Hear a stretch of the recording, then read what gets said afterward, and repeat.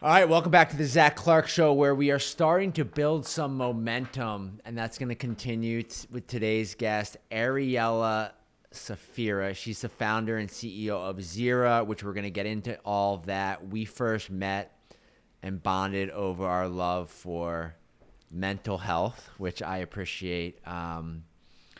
Incredible story, undergrad, Stanford, bachelor's in mathematics and computational science. And then you kind of like launched into this mental health journey, which we're going to get into, which included like going to Columbia and then dropping out and starting this company. So Ariela, I stopped there. Welcome. Thank you. I'm excited to chat today. My first question is, if you've met Ariela, which many of you probably haven't, but I have now twice, you're immediately greeted by this hug, and she hugs everyone. And so my first question, like, is that real? Is that like, what, like, is that? Yeah, I think so. Okay. It's so heartwarming. I mean, like most people you meet, and especially in New York City, it's like the hand goes out, or it's like, is that something that you've just learned to? Yeah, I don't know if I shared this when we last hung out, but my dad was raised in a commune, very like earnestly hippy dippy, and I would probably attribute anything I do that has any semblance of kindness to him. And many people have said my dad's like the only man they know who like hugs and kisses as well. So I probably was lucky to have that him inform my hugging ways. Amazing. I don't think it's ever been so bluntly addressed like that, though. Well, I mean, like, you were obviously greeted when you walked into our office, and you kind of went down the line and hugged everyone. I was like, this is the energy we need. So we need more huggers, I guess. Yeah. No, hugs. I mean, oftentimes, especially in this work, when we're dealing with difficult clients, they're like, they just need a hug. Yeah. Like, that's a lot of times when, like, there's that, it's like, I just need a hug. So I appreciate that. And I just appreciate, everything that you're doing. You mentioned your dad, family. Where did you grow up? Like, where are you from? Like, where did you grow up? I grew up in New Jersey. Okay. Me too. Love that. And both my parents were immigrants. So, had a multicultural upbringing in the Garden State. Amazing. Are you a proud Jersey born and bred? Is that? The more people insult it, the more proud I get. Okay. Yeah. I'm the same way. Yeah. Yeah. It's like, even with so my family, we go to Sea Isle, which is South Jersey Shore, and it's beautiful. And most people that talk about the Jersey Shore think of the television show, which I get because it's like MTV and everyone knows MTV. So everyone thinks Jersey Shore and the whole thing. And I take a lot of pride in introducing people to other parts of New Jersey that are actually pretty beautiful. Yeah, we did Wildwood growing up, but I know Sea Isle City well. Yeah, Wildwood, the Maury's Pier and the amusement parks. Yeah, of course. Yeah. So you know it all. Still very close to my high school friends. So you go to school at Stanford, and underachiever, I joke, impressive. And you're there, and kind of your impetus, you're starting to scratch the surface on that. Like, take me. Yeah. I'm always very curious how people. For me, it's very clear. Like, I was a drug addict.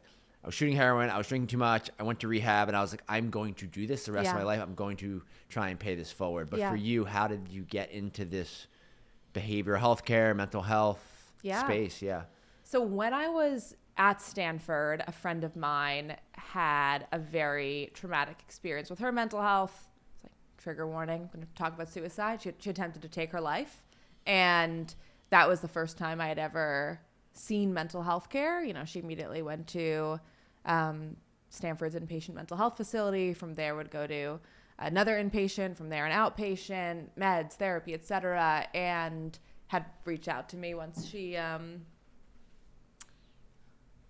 couldn't name where she was when she reached out to me, but I visited her when she was an inpatient, and it was the first time I had seen any of the mental health care system, and I thought it made no sense. And one of the first points I felt or thought was, like, I walk in here and I feel scared. Like, how is she supposed to feel safe here?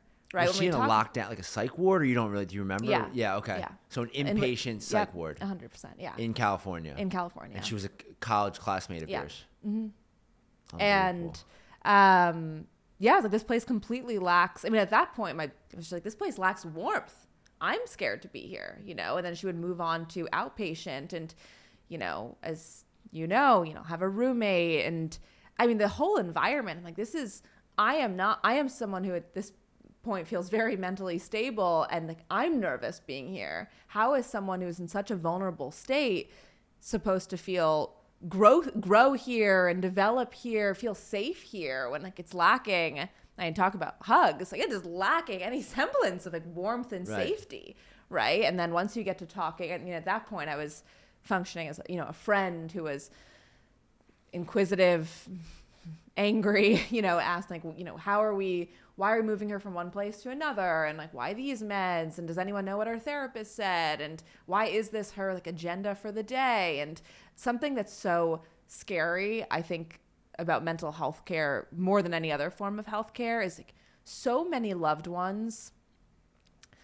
So I'm going to say so many loved ones let go. I don't mean they give up on their loved one or they don't care, but there's so much fear and panic and like, I don't know what this looks like. Like, oh my God, she just did something that I would have never imagined doing. So I'm just going to trust what the doctors say. And I tend to lead maybe not with trust, but instead with, she still seems scared. Right. And putting aside any clinical definitions of illness, I'm just like, she's horrified. And so I kind of, at that point, kicked off what would become a never-ending mental health journey and left college. I left Stanford, thought I would drop out entirely to start this company. And after a year away, one of my advisors had told me that if I want to change healthcare without a medical degree, it's going to be tough. If I want to do it without a bachelor's, good luck. That's good advice, I get. I mean, was it good advice or no?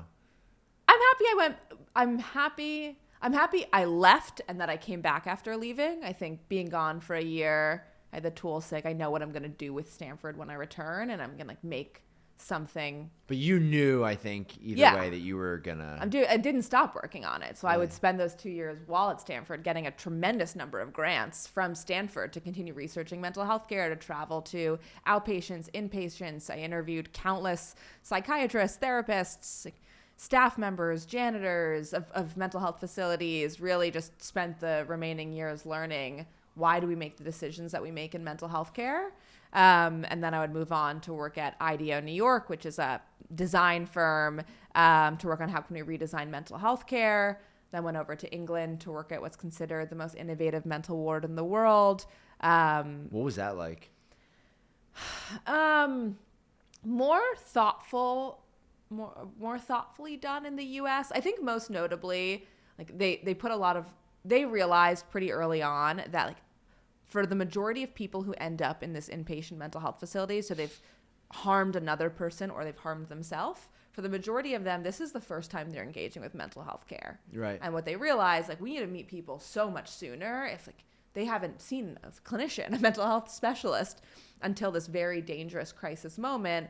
And so one of the initiatives they launched was essentially figuring out how can we integrate mental health care support, education, et cetera, earlier on. And so they sort of changed all of the libraries in the cities, were centrally located, beautiful buildings, into free mental health classes, peer-led support on how do we talk about anger, how do we talk about being nervous, and moving the conversation from clinical diagnoses that occur in the hospital to these are everyday emotions we feel, right, and most of us have no idea how to navigate them, how to even name them.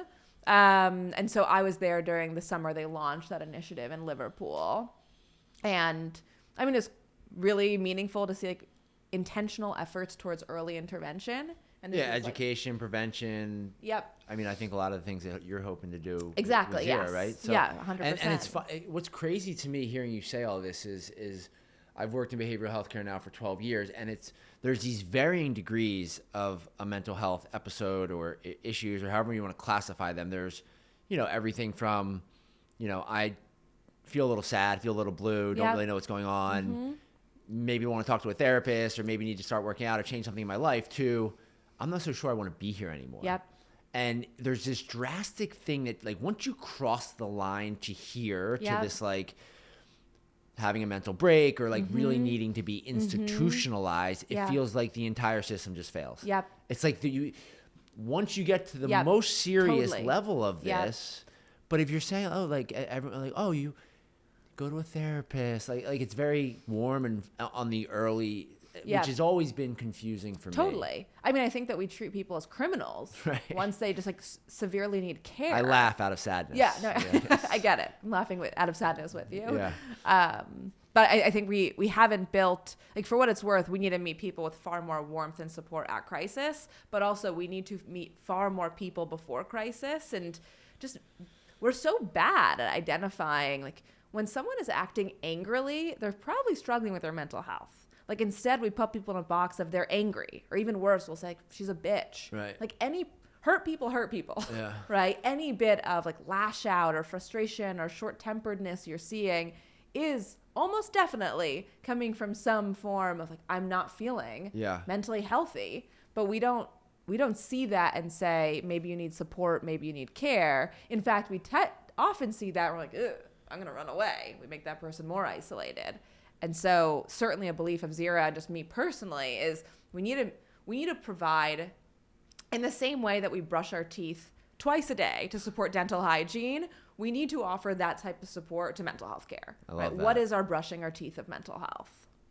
I mean, I have some ideas that I do. I'm curious just to go back though. So, and I want to get back to that sentiment, but this idea that for you, and I'm not going to put words in your mouth, that it took this personal experience, like it took you really seeing this firsthand. And that's oftentimes what I see is people will be haters or negative or, the classic, like, just, take a walk around the block or like, whatever it is people say to people that are struggling with their mental health until it hits their home or it hits someone, their wife, their brother, their sister, their aunt and uncle. And then they're like, oh shit, this is like a real thing. Like, my nephew just tried to take his own life or did. And then all of a sudden it's like, let's wake up to the thing. So, I mean, the reality is I would venture to bet for most people, multiple people in your life who have seriously contemplated suicide. I have no doubt of that. And they probably didn't tell you. Right. And to your point of, like, we treat people like criminals. Have you gotten to that moment? Yeah. Of course. Yeah. Like, I think most people have. Yeah. Like, what would it be like to not be here? Yeah. I think most people have thought that. I certainly, and I've gone through not just thinking it, but, like, real dark, it's like an entire 9 to 12 months of just real depression, suicidality. Right. I haven't actively attempted, but I've certainly gone through the months of darkness and didn't reach out for care. Yeah. I mean, something that's even more, it's not just that the care system treats you like a criminal, it's also you lack all motivation when you're in that place. So the last thing you're doing is thinking, let me actively try. You don't want to support yourself, unfortunately.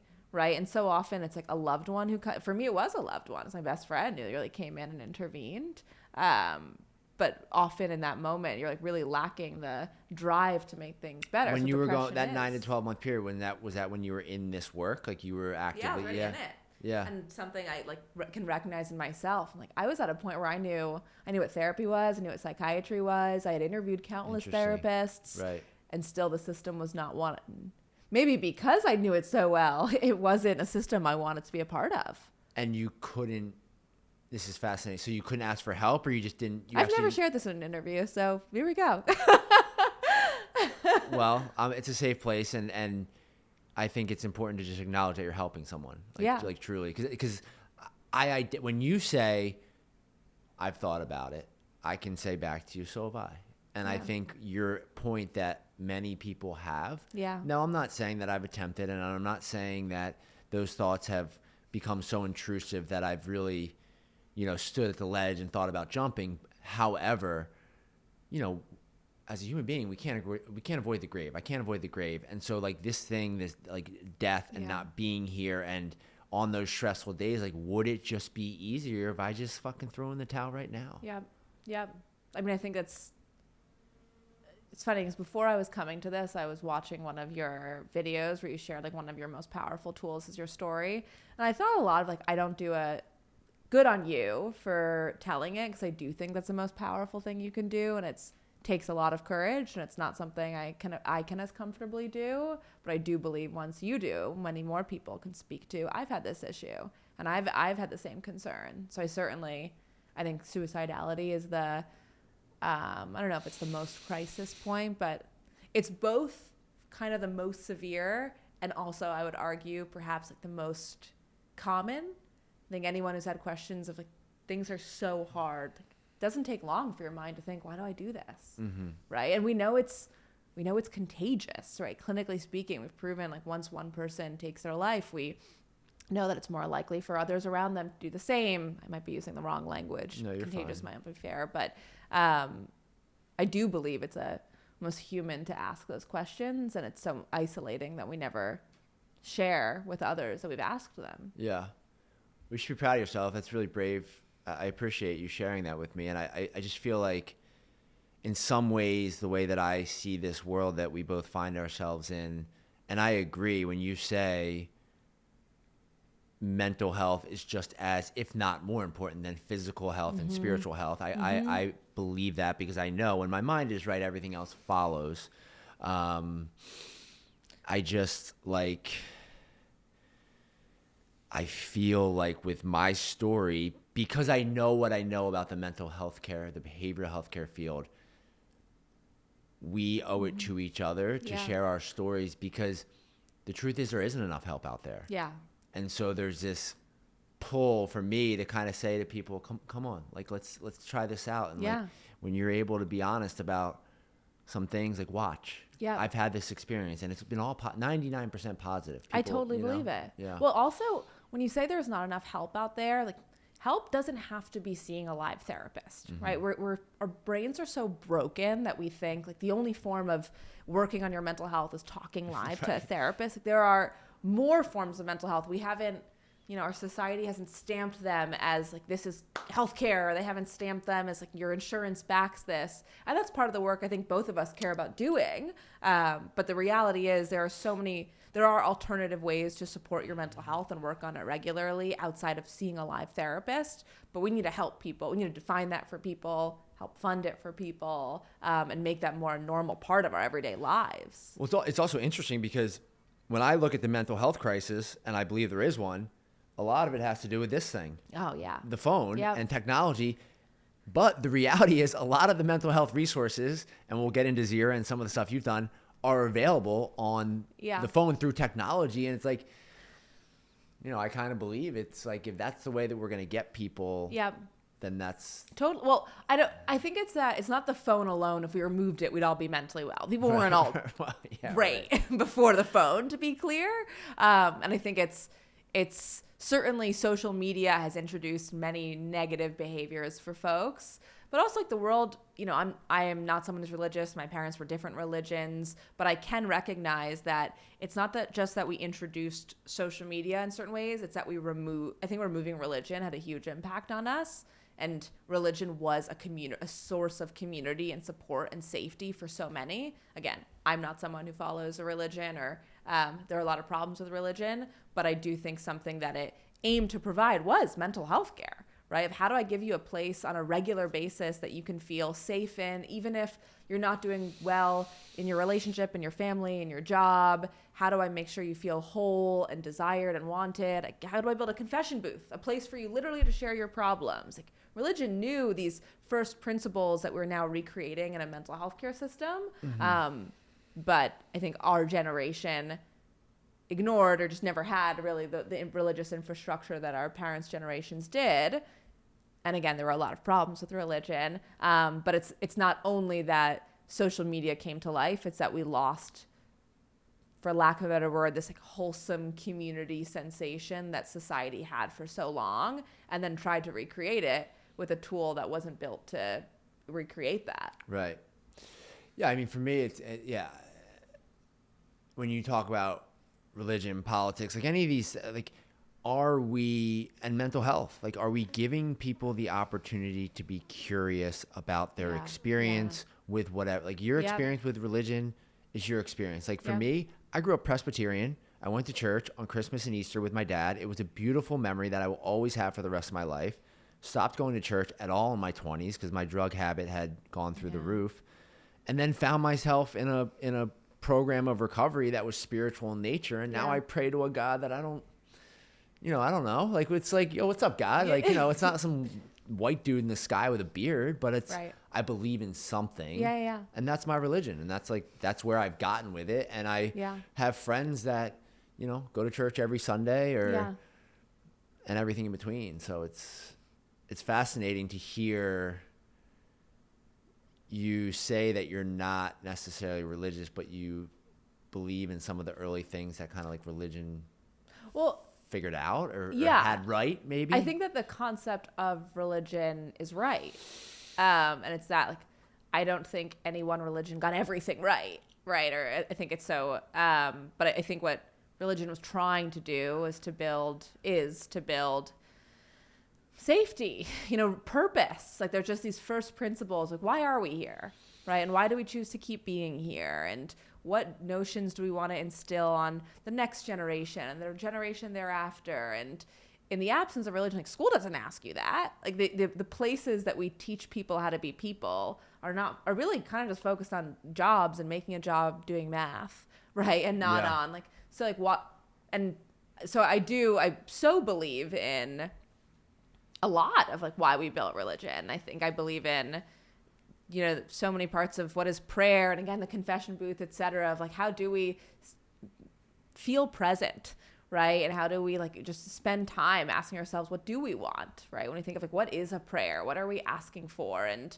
I'm not someone who has spent much time defining who is the person we're praying to or not, but I have spent time defining like, what is my version of, call it a prayer, call it an affirmation, call it whatever you'd like. But the idea of like defining what is it I want and what do I want to bring to the world and acting on it and having belief is something that I think religion was really good at instilling in people. Just belief in yourself and a community and doing. And I have so much belief. I believe we can change the world if we want to. And I think you better do what you're doing. We will. We both will.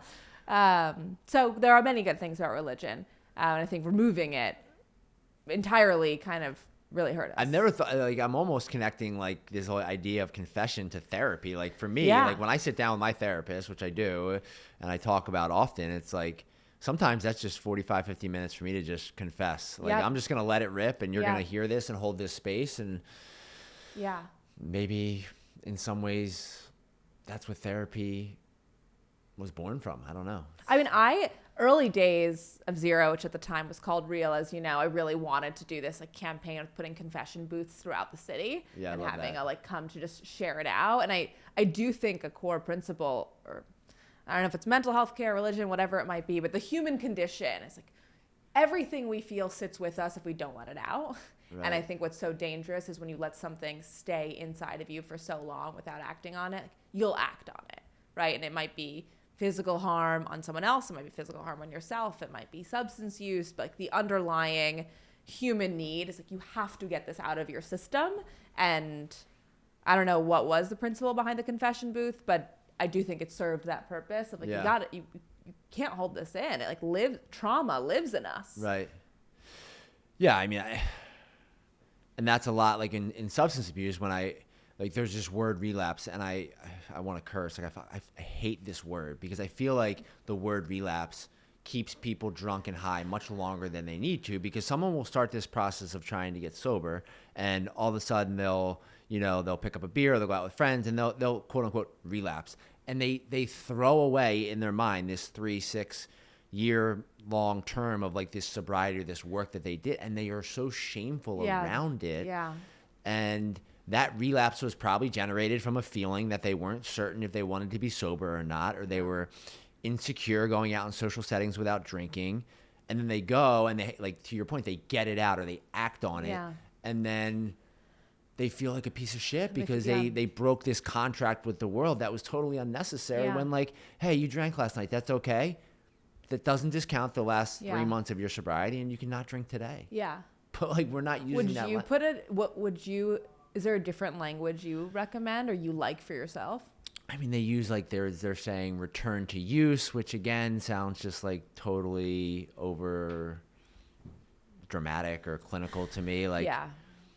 I mean, for me, it's like, hey man, like I made a mistake last night, or like I did something I didn't want to do, and I acknowledge that, and I'm gonna do my best to not do that today. Yeah.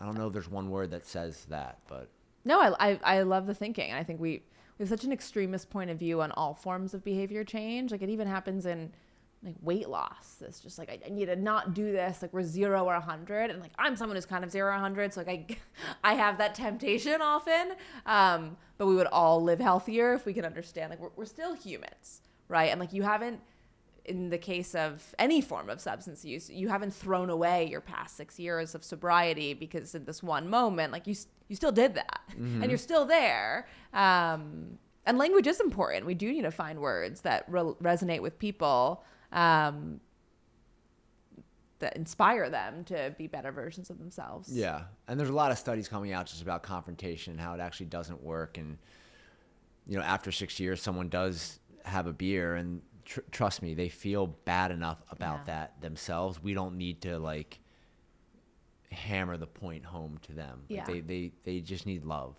in that moment.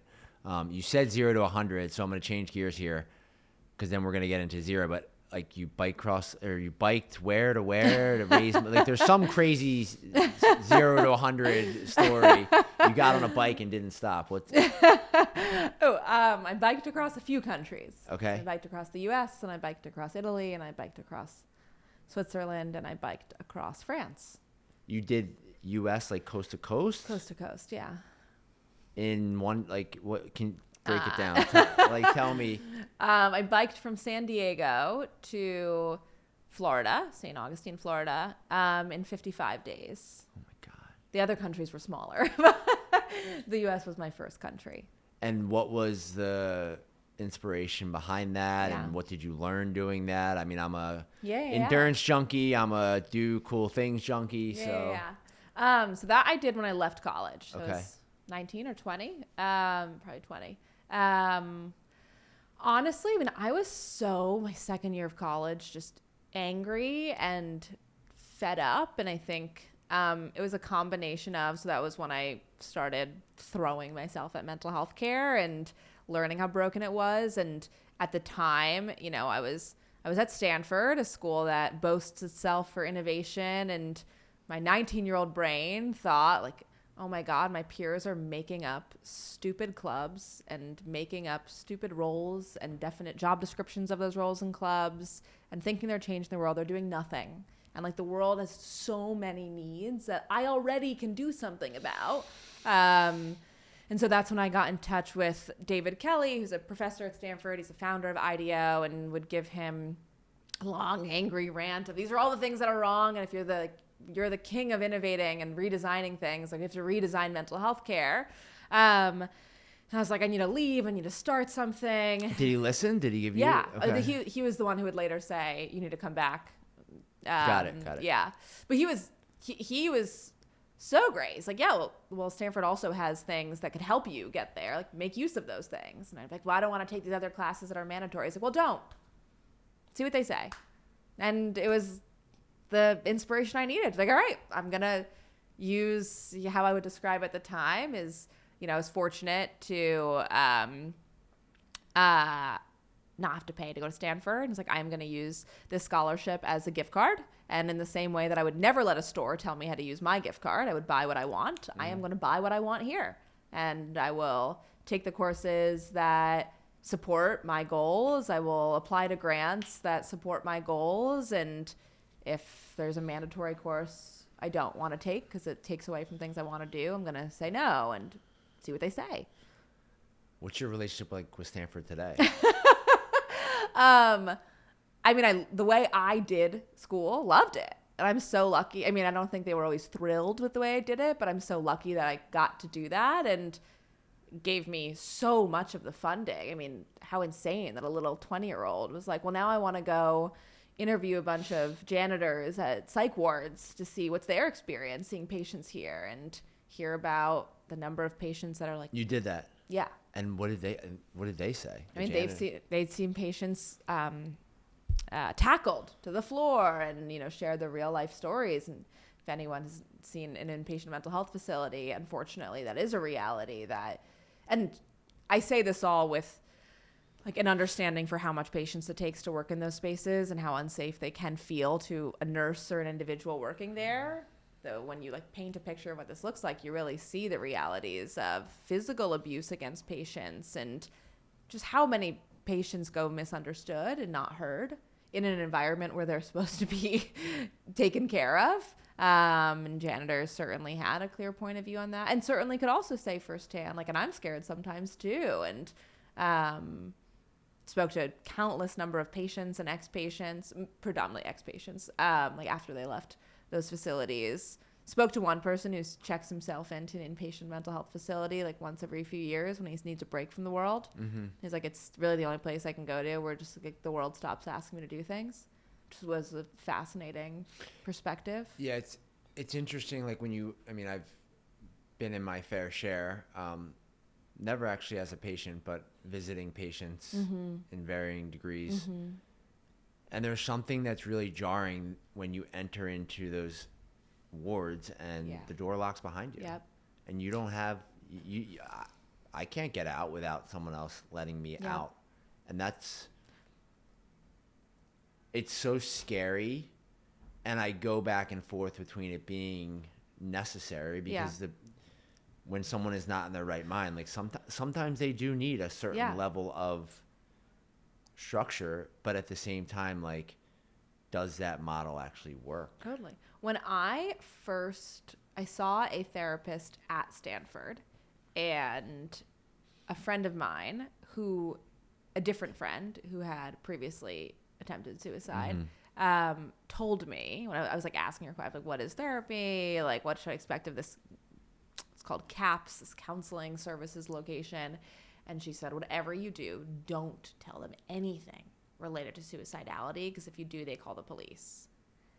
Which is like 5150ing the police come mm-hmm. and bring you to the inpatient mental health facility. But like, how insane, like how powerful in the worst of ways is hearing like when someone reaches a point of, I need support, I need help. One of the like first pieces of like pro tips I got from someone else was, whatever you don't tell them, perhaps the very reason why you're going to them, because the police will be called. And to your point, I understand why, like, we have limited services that can just make mental health care work. And I like maybe get how we decided the police is who's called, but at a moment where someone feels so vulnerable, so that vulnerability is fear. Like, they feel so scared, so alone, so hopeless. The police are called. You feel like a criminal. Yeah. Right? And you feel like a criminal for feeling these things, for telling someone you feel these things. Like, it ends up being a system that lacks trust. And the very thing you need in that moment brings me back to what I thought when I first visited my friend's inpatient and rehab. Like, this lacks warmth. Mm-hmm. My God, in a moment where I feel the most in need of care and love and support, I'm afraid. I'm afraid of myself. I'm afraid to tell anyone about myself. Like, it's a really scary system. So, yes, I totally see to your point. There are real times in the mental health care system where, like, physical restraint might be supportive. And again, I can only imagine, I imagine there are times where staff members do feel fear themselves. But the reality is we lose so much humanity is lost when you rip someone of every clothing item on them that might possibly harm them. And again, to your point, like, I'm understanding the why behind many of these things, but so many people in those facilities will tell you, like, I was so dehumanized. I was an animal suddenly. Yeah, the trauma from that actually keeps them totally not well. Yeah, I mean, look, we see it all the time, like at release. I mean, and I have this kind of amongst our team. I think they would tell you that I have this willingness to take on some more quote unquote challenging cases. Yeah. And, my philosophy that I've developed over the years is like, there's no two cases that come across my desk that are going to be the same. Yeah. And we can choose to use whatever words we want. Yeah. And we work some really actually good programs. Like, we get referrals from pretty well established hospitals and behavioral health care facilities, and we'll get phone calls from the therapists, and they'll say, I'm just, it's a really tough case. And I'm like, well, what does tough mean? Right. Explain that to me. Right. Yeah. Well, they're a little manic and this, and they don't really participate often in group. And, there was an attempt 3 months before they got to us, and they're not really, like, sounds like a perfect fit for us. Sounds like the person we want to work with. Yeah. Send them over. Like, we're going to give them a hug. And those people that we've taken, quote unquote, chances on, like when my admissions team calls me and they need my approval to say, bring them in. Yeah. You're not the one that they can just streamline through. We've done so well with them just by doing exactly what you said, like treating them like a human, understanding that they're not probably going to hear much the first couple weeks, but they're going to feel some stuff. Yeah. But that's the person you're designing this system for. Like, I get so angry, a good anger, but an anger thinking of, I remember the early days when I would just interview everyone related to mental health care, and I had clinicians who worked in these facilities tell me, like, I'd ask them, like, have you asked the patients how they feel? And clinicians would say, no, they're not well. Mm-hmm. Like, I can't ask them. They're out of their mind. I'm just like, but that is the person you're trying to take care of now. So it doesn't matter how this resonates with anyone else. Like, it does not matter how I, an outsider, look in and be like, oh, does that look like good care? Like, your goal here is to make this person better, whatever we call better. And so actually what matters more than anything is their point of view on how this is going. And if that's, everything breaks if you're not taking into consideration what they're saying, right? Do they feel safe right now, secure, heard, protected, taken care of? And like, the scary thing is, like, usually like 5 out of 5, that's a no. Mm-hmm. And you do need, and maybe it is because they're manic, and maybe it is because like maybe they can't participate in group. Then we got to change this group. Yeah. Right? Like, we have to be willing to change the care we're delivering in order to serve. We have to meet people where they're at, not ask them to meet us where we're at. Right. And it isn't they versus us. We're all the same. Right. So long story short, what we're saying is that we have a lot of work to do. And the other thing that we're saying, I believe, is that there's hope, because in 2024, what I can tell you, and I can give you this antidote, and I've shared this a couple of times, is I was down at Ole Miss University a few weeks ago, and I am asked, and I'm grateful to be asked to go out and speak on men's mental health to college campuses. And over the years, I've walked into rooms of 100 people, 10 people, 500 people, like whatever it is. And at Ole Miss, they had almost 1,000 guys, men, show up to hear this talk. Yeah. And that tells me that we are starting to make progress, and that the world is actually warming up a little bit to the idea that, speaking about our mental health and caring about our mental health, and not just doing therapy, but really taking care of us and one another is starting to happen. So with Zeera, the Spotify for tell me about Zeera. Tell me, we've heard kind of your experience and your story and what's gotten you to this moment. And I think this is what I'm really excited to talk about. Yeah. So, we set out, when we built this company, our point of view was mental illness is skyrocketing, but our mental health care system is not meeting the need. And that's for 1,000,005 reasons. One, it takes people an average of 11 years to reach care after symptoms of illness. People sit in shame, in silence. They struggle alone. 2, even if everyone wanted to get therapy sooner, we don't have enough. We only have enough therapists for 7% of the population. Like, we just need to completely redesign this and just start from what are the goals of a mental health care system? Starting from the goals, how would we build this from scratch? And we actually started from a very different model of care. We took a huge pivot to where we are today. And we started by building a brick and mortar membership model. And the goal was you'll pay a membership model just like you might a gym membership. And what you'll have access to are groups. And on top, you can pay for one-on-one. But the real goal is therapy, yes. Yeah. The real goal is how can we get more and more people to groups? How big can we make groups while maintaining clinical outcomes? And build this membership model such that it's a part of our everyday. It's brushing our teeth, and we can prevent crisis, build practices and resilience before crisis. And was the idea almost like Soul Cycle? Like, you go on and you can say, like, there's a group at 6:30, and I'm gonna book it. Yeah, book it. But more not pay per group, like it's included in membership. Yes, yeah. I love that. And then this was all set to open in April 2020. COVID hits. We aren't able to open the brick and mortar. So we put up what was meant to be a 1-month offering of free care, one-on-one therapy and group therapy, all for free. What we learned in that month completely pivoted our company. We learned that no one wanted one-on-one. Huge surprise. We were offering free therapy amidst a global pandemic. No one wanted one-on-one. Instead, like 0 people showed up, or like not 0, like a minority of slots were filled. Everyone wanted groups. No questions asked. Free therapy mid-COVID. No one shows up. Thousands of people went through the program. No one wants one-on-one. Everyone wants group. But groups were booking out. They weren't selling since free, but they were booking out within minutes. Right. And group therapy is not even a known concept outside of AA. Right. We haven't normalized what is group therapy. But people wanted to join group therapy, those group sessions, with their video off and their name hidden. And this wasn't marketed to people. We didn't offer this as an option. Just on their own, over the course of hundreds, if not even thousands of people, did no video, no name. I just want to join a group. And when we would survey to capture, like, what are people, like, why are all these people doing groups? And they'd ask for recordings. We'd survey to capture, like, what are you getting out of this with your video off, with your name hidden? Why are you choosing this, not one-on-one? Time and time again, people would share, I want to learn how this looks for other people more than anything.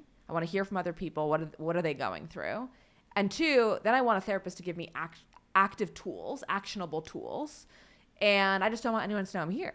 I don't want to admit that I'm struggling with, an eating disorder, that I'm struggling with, intimacy issues, sexual issues. And I want a recording of this because I want to return to this when I'm struggling. Right? Wow. Monday at 3 p.m., I'm fine. Catch me Friday at midnight and I have shit to talk about. Right? And so what we uncovered there is, like, what people are looking for is a content experience, right? You're looking for, you don't want to live speak in this session, but you want the benefits of group therapy, and you want it available on demand. And so people were showing up, hiding their face, hiding their name, and not saying anything. Correct. Just and we would have fly on the wall. We'd build these anonymous forms of interaction, like polling, right? Or like submit in the poll, and people would do that. So the idea was, like, I just don't want anyone to know that I'm here struggling, but I want to learn, how do other people engage with this? I want a therapist to give me tools to work on it. I want to return to these tools. And so at that point, we were like, okay, how do we deliver the benefits of group therapy in content form? And ended up spending what would be 2 years on research and development. Like, what are various forms of, like, group therapy via content? And, tested video, tested audio, tested written, and would eventually land on this audio content model that offered you member stories, therapist tools, an algorithm that is identifying your needs, much like, an Instagram algorithm identifies your interests. Instagram just wants you to spend more time on Instagram, so their algorithm has a different goal than ours does. But ultimately what it's doing is saying, like, I'm using your content engagement to understand you and to feed you more entertaining experiences. We are utilizing your content engagement to understand your needs, your mental health needs, and to personalize care such that your needs are better served. And that research and development effort was largely powered by, like, is this clinically effective? Do we reduce depression? Do we reduce anxiety through audio content? And then after years, we proved that we did under IRB study. And that's when we launched into workplaces and employers and scaling our platform. But it's an entirely new model. We still do have anonymous group therapy, like, in our platform. So it still lives as a live component, though the novelty we bring to life is that our audio content model itself, it's not just able to scalably alleviate mental illness, but far more people are willing to engage with care in this model. It's not dissimilar from, like, what people are getting from TikTok therapists, or people are getting from hearing your stories on Instagram. Right. Like, people are, like, when we take a million steps back, we realize, like, people today are doing this with social media, right? They're going to social media to hear people share their stories, whether it's an influencer or an everyday person. People are just excitingly watching what is someone's real story. And then 2, people are following TikTok therapists. I think some recent research showed Gen Z trusts TikTok therapists more than they trust in-person therapists. Like, people are looking online to say, what am I supposed to do with all these various issues? The problem is Instagram and TikTok are not clinically safe places for that. Like, again, their algorithms aren't built to improve your mental health, but they are delivering these key benefits. And so when it comes to Zeera, we're thinking, how do we know people are seeking this, right? We saw it in our own experiment, if you will. We're seeing it on social media. How do we build this into a single platform where you can get the benefits of member stories, where you can get the benefits of therapist tools in an environment and an algorithm that is clinically safe and built to improve your mental health? And is there an opportunity if you want to share? Like, so I guess if you show up, there are people there participating, Yes, right? yeah. And do some people have their video on? Like, You can share both in groups and you can share via content. So you can share your story. Honestly, similar to Instagram, TikTok, and that, like, you can submit your story, but it goes through clinical safety for us. So first it's assessed, like, can this be just shared on a one-to-many platform? Or does it need to be, should we have a trigger warning? Should a therapist speak over this and say, like, this is how you should understand this story? But a short, long-winded way of saying, yes, you also have the opportunity to share your story, both in on-demand content form and in groups. And are you, so the rebrand was recently. Yes. From Real to Zeera. I'm Yes. wearing, shout out to your team that sent me this. I love this sweatshirt. I'm sure people will ask where I got it. I got it from Ariela, so you can take that up with her. What are you seeing? What are the findings? What's going on? Like, tell me. Yeah. I mean, men are far more willing to engage with our platform than traditional therapy, which is probably not surprising when you think of the anonymity component. We also see people engage with much more frequently with our platform. So people, when you think of therapy, for the very few people who have access to therapy, they're going once a week. And the setbacks of that is, like, you might have had a great therapy session or a great therapy breakthrough, and, like, the learnings are out the door, right? They're out the door tomorrow, they're out the door in 6 months, whereas we're seeing people re-frequent the app on a regular basis, even over the course of a week. So, like, they're really, like, building behavior-changing patterns. And we're seeing workplaces sign up for Zeera. We have, I can't share most of their names, but some really major employer partners. Yeah, tell me about that, because I feel like that's a big thing. And obviously the workplace is where humans spend most of their lives. Yeah. we go to work. We work 40, 50, 60 hours a week. It's a huge part of our existence. So tell me the ground you're making there, and why I guess you chose to, I think, put a pretty big emphasis on employers. So from where I sit, we're living in, like, a once in a lifetime moment where employers care about the mental health of their employees. Yeah. In that, like, employers were always responsible for funding your health care, but mental health never really played a serious part in that story. And that's really because what motivates an employer to pay for things if they're losing money off things. Like, and that's not me being rude or mean. It's just, what is an employer? And what's come to light in the past few years is so many people are speaking up about their mental health, trying to utilize services, and making expensive decisions when their mental health is not served. Like, they're leaving workplaces, they're quitting, they're showing up poorly, they're late. And employers have just gotten a lot better at measuring that and saying, like, wow, we're losing a lot from the fact that employees are mentally unwell and they're not using traditional services today. Why is that? And so I view this, and we certainly view this, as a very timely opportunity to support people by partnering with those workplaces and delivering mental health care through the workplace. And, I've shared a bit about this with you, but we're able to learn things that workplaces didn't know. And, like, one of the things we're certainly uncovering in workplaces is how much more common substance use is amongst employees than employers know. And the reasons why employers want to know that is, like, they care about supporting their employees for the sake of their business, transparently. But if they don't have access to that information, they miss out on so much. And what we find is, one, unfortunately, like, it takes people, it takes people way too long to get to rehab, right? To get to traditional forms of healthcare when it comes to substance use. People will battle in silence for so long, and we normalize drinking excessively. We socialize I knew in college I didn't go to treatment until 26, so that's 6 years. And then I got out, and it took me another year to get back, so it was a 7-year. And there needs to be more. I mean, if those 7 years could have been 1 year, how different life could have looked. And so we're finding that employers are stepping up. They care more. They're understanding that traditional healthcare is not going to land with their employees. I mean, 9 times out of 10, when I talk to an employer and they tell me, like, we use an EAP today, which is a common tool that employers use. I'll ask them, have you ever used it? 9 times out of 10 now. Like, are you shocked your employees haven't?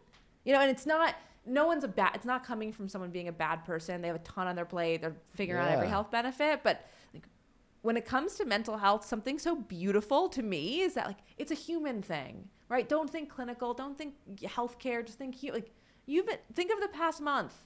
Think of the most anxious you've ever been, most stressed you were in that month, most insecure. Did you go to the EAP? What did you do? You sat in silence. You perhaps went to the bar. You maybe, if you have a good community, you called a friend, right? Like, you did not use that. Right. Right? That's how you should be thinking. And we're living in a moment where employers are listening. They hear that. Like, that makes sense. And I think these are, like, when we talk about, like, how do we change... Improving mental health requires, like, changing culture, right? How do we build the brushing your teeth of mental health care? How do we make people recognize, like, those moments of insecurity, those moments of anger, those lash outs? Like, that's a moment of you need care. What do you do? We need to build care that you could meet in that moment. If you tried to call a therapist, they would say there's an 8-week wait list. Like, we need to build care that can support you in that moment. And we have to normalize and socialize, like, this notion of, like, this is something to be worked on. Yeah. And that comes to life because people like you speak up about it. Right. Well, I've always said, it's fascinating. And I think employee culture and company organizational psychology and all that stuff is just, it's fascinating. I mean, I'm fascinated by a lot, but the thing that I think and I don't know if this is a business idea that someone wants to steal because I have just too much on my plate, or if you want to partner on it, give me a call. But the thing that I've always thought about is drug testing in the workplace, right? Yeah. Historically, I think about my friends that work at companies will be on the text chain and say, oh, I got drug tested, and they pass their drug test, whatever it is. And my next question, what I want to ask is, like, what happens if you fail? And I'm sure it's you're fired or, we need to talk to you. Yep. Instead of, hey, man, I saw you were, like, using some cocaine. Like, what's going on? Yeah. Can we help you? 100%. Is there something else that you want? And, like, really drug testing with love. So we're saying we're not drug testing you to catch you. This isn't punitive. Yes. Yep. This is just, like, we understand that we're living in a world right now that's super stressful. Yep. And people use drugs and 100%. resort to drinking. So if you're exhibiting some of that behavior, we just want to say, like, we're here for you. Yep. 100%. And what change that might bring on. But, it's so black and white to a lot of these folks. No, I completely... And that can be said about so much of mental health care, that we approach like you're a criminal, right? Like, you're a criminal. I'm afraid of you. You need to leave. Like, it strip you of community, which, as we know, just makes people worse, right? We suffer more when we're stripped of community, when we think we're not worthy of a job or a promotion. And especially when it comes to employer-sponsored mental health care, so many people are afraid to use employer-sponsored mental health care because they're thinking, I don't want my employer to find out that I'm struggling with this. I love that one. Yeah, it's like... Am I less likely to be up for promotion? Or I have to go to rehab. I don't know how I'm going to tell my employer. You don't tell them anything. You have a medical condition that you're going away to take care of. Period. End of story. Yep. And be proud that you're asking for help. 100%. And that's hard to hear when you're, like, actively abusing cocaine and, staying up all night making bad decisions. The fear is someone's going to find out that this is who I really am. But the truth is, most people know. But we need to meet it. I mean, we can compare it to physical health and say, when someone is diagnosed with cancer, when someone breaks a leg, right? When someone goes through any physical health condition, they know I can go to my workplace, I can communicate this, I will be met with love and support. To be clear, many people who struggle with serious physical illness will have some form of, like, call it mental unrest. I won't call it mental illness, but, like, anger, frustration, panic, and, like, the world is, like, has sympathy or empathy for, I understand you're going through a lot. Like, how can we be supportive? Like, we know how to do that with physical health. What we need to do is, like, teach people how to do that for mental health, right? And we just haven't built that education system, right? We haven't normalized the notion of, like, what is mental health? What do you do? I mean, so much of what we're deploying in workplaces is even training people managers, people leaders, all leadership on, like, how do we talk about mental health in the workplace? How do you identify the warning signs across your employees and your direct reports? What do you do when someone comes and talks to you about it? I mean, we've had so many employers say to us, like, our people managers are having conversations with their teams or their direct reports about their depression, their burnout, their anxiety. They don't know what to do. Like, they freeze up, or sometimes they say the wrong thing, right? And so I think a lot of the need is like, we need to teach people. It's almost an education need that I think will have clinical impact on, like, how do I mental health, and not just for myself, but how do I do it for and with others? Yeah, and that's something we certainly care about doing at Zeera. I love that, and viewing the mind as a muscle, as like cliche as that sounds, we need to work it out. We need to give it the ability to kind of like get stronger and be able to handle and take on more.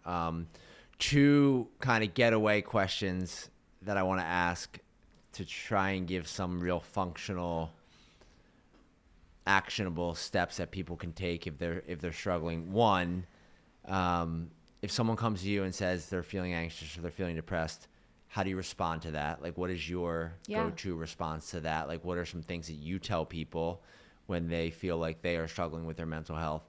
And then two, on back of that, which will help answer number one, I'm sure, is if someone is listening to this and they want to sign up for Zeera, or they want to get involved, or they want to utilize the resource, how does one go about that? So to the first question, if someone tells me they're anxious or depressed, my response is to say, tell me more. Like, I'm going to listen. Like, far before I can give you advice, I think the best thing you can do is listen. Yeah. Ask them, tell me your story. What's making you feel this way? When do you feel this way more? When do you feel this way less? When was the first time you felt this way? You don't need to be a therapist to listen. You don't need to be a therapist to be kind. And so often we kind of have I'm not a doctor. You have ears, you can listen, tell someone you care about them. And if there's anything you're saying or advising, share your story or someone else's story. I think the first, second, and third feelings are loneliness when you're struggling, right? And it's I'm lonely, I'm weird, I'm different. And the more we can share the stories of others going through it, and you have them, you do, we all know. If you don't, call me, I'll tell you all of mine. But we know people who have struggled, we've struggled, and what someone needs in that moment is to feel heard, to feel cared for, to feel not alone. And all of us have the tools to deliver that to a person who's struggling. And on how do you sign up for Zeera? If you need help with stories, Zeera certainly has a lot of them. You can go to Zeera.com and sign up. Zeera.com. Zeera.com. Yes. Okay. And you can sign up directly in site. I'm sure I can still offer membership. You a code. Is it still a membership? Yeah. Still a monthly membership model. Okay. And I'm happy to share a code too and make it easy for people to sign up. Though the first month is free anyway, so give it a shot free of charge. And so you get on there, and there's stories, there's testimony, there's still the groups. Yes. I mean, okay. Yep. So try for a month, join a group. Let me know what you think. I love that, Ariela. You were brave today. You were smart today. You showed up. You gave hugs. You did it all. So I just want to say thank you for coming. It was really nice. Zeera.com. Look it up. Just another amazing resource. And I hope you and your team are proud. Thank you. I'm so happy to be here. Thank you.